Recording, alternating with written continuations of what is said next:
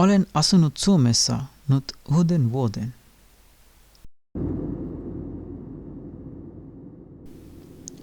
Viime kuun 20. päivä tuli täyteen mun ensimmäinen vuosi Suomessa.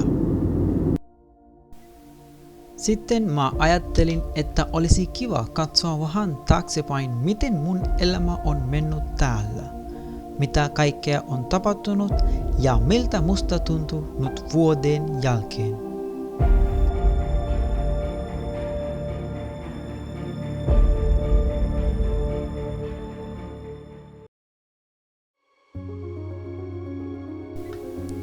Kun mä tulin Suomeen, oli kevät. Silti tuntui tosi kulmalta, koska ennen Suomea mä asuin Dubaissa, mutta nyt olen jo vähän tuntunut kulmaan.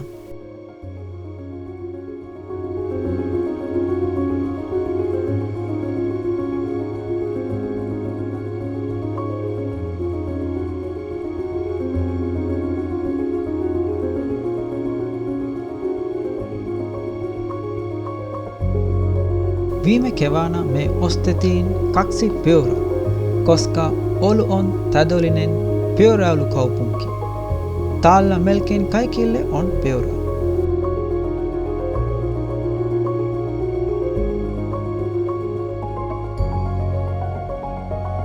Ja tänä keväänä me ostettiin auto, koska halutaan matkustaa kesällä vähän kauemmas Oulusta.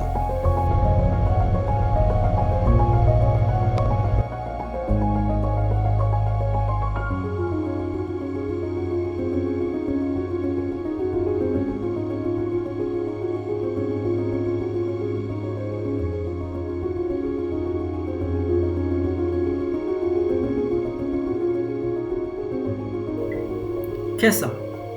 Kesä on ehkä paras vuoden aika Suomessa.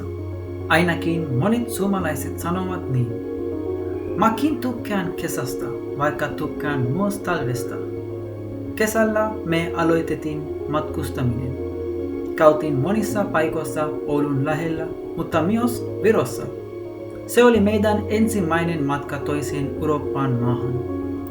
Viro, varsinkin Tallinna, oli tosi kaunis ja myös melko halpa matka kohde.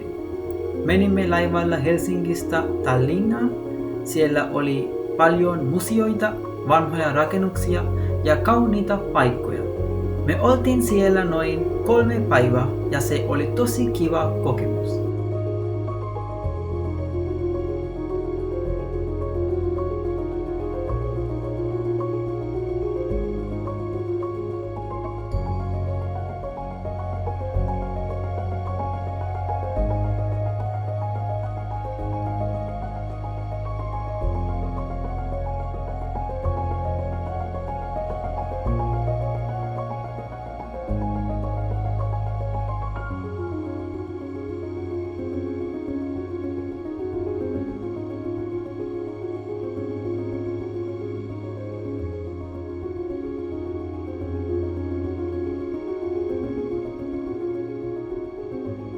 Syyskuu.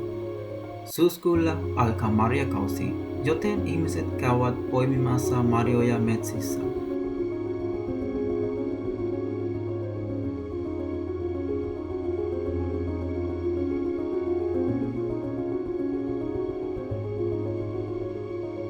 Mutta syyskuulla myös alkoi mun suomen kielen kurssi.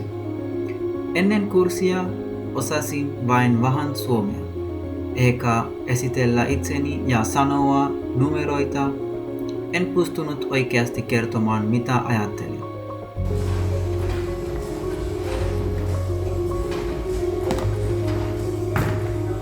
Syyskuu oli muuten aika rauhallinen, ei tapahtunut mitään todella erikoista, mutta opin paljon.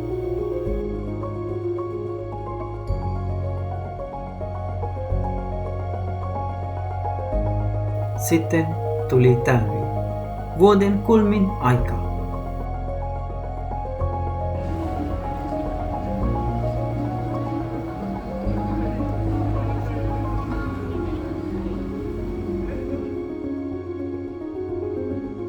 Monet sanovat mulle, ennen talvea, että ensimmäinen talvi Suomessa voi olla todella vaikea. Siksi mua vähän pelotti, koska en ollut koskaan nähnyt oikeaa lunta ennen, vain elokuvissa.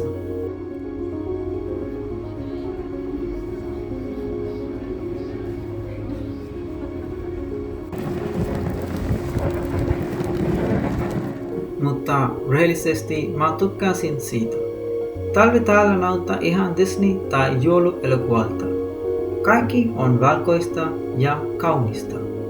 Kun soitin mun perheelle Sri Lankaan ja nautin maisemia, hekin sanovat sama. Näyttää ihan elokuvalta. Tässä oli pieni katsaus mun ensimmäinen vuoteen Suomessa. Anteeksi jos mun suomi ei ole vielä täydellistä, mutta mä tykkään oppia tätä kieltä ja haluan puhua paremmin.